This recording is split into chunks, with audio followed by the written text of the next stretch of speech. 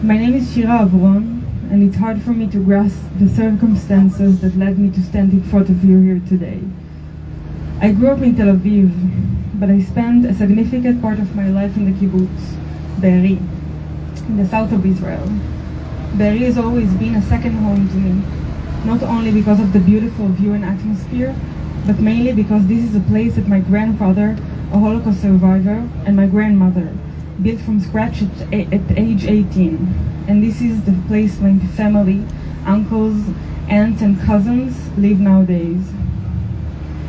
4 days ago, my second home was violently destroyed. 4 days ago, my whole family, 11 members of it, suffered the most brutal and horrific massacre. On a peaceful holiday morning, their homes were broken into. They hid in their shelters while Hamas violently raided the kibbutz. We managed to message with them for some time, but then we've lost contact. For many hours we knew nothing. We told ourselves any minute now we'll hear from them. But many hours passed by, and the silence became louder and louder, and it still does since Saturday morning. Until this day, 96 hours later, I haven't heard from my family. After unbelievably long and nerve-wracking days, my uncle's phone was detected in Gaza Strip, and we now understand that they probably have been kidnapped into enemy territory. 11 of my family members, Avshalom and Shoshan Avshal, Lilach and Eviatar Kipnis, Paul Vincent Castavelli, Adi and Tal Shoham, and their young children, Naveh, 8 years old, and Yahel, 3 years old, Sharon Avigdori, and her daughter Noam, who's 12 years old. Those are 11 people from my tribe, my family, the most precious thing to me.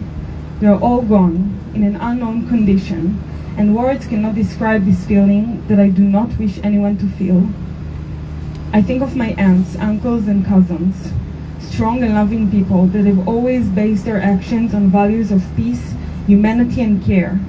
My Aunt Shoshan dictates her life to handle the world's hunger problem and help weakened population in Africa.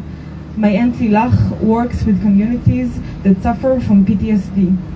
My Uncle Eviatar, talented person, always volunteered to help people, who became a handicapped man, is now far away from crucial medical treatment. I think of my dear cousins and innocent children, Naveh and Yahel, that has to live through the most horrible nightmare. I think of my family watching their homes burning, hiding, terrified, being separated from each other, watching each other suffer, taken violently to the unknown. Children, parents, grandparents, 3 generations in dark room.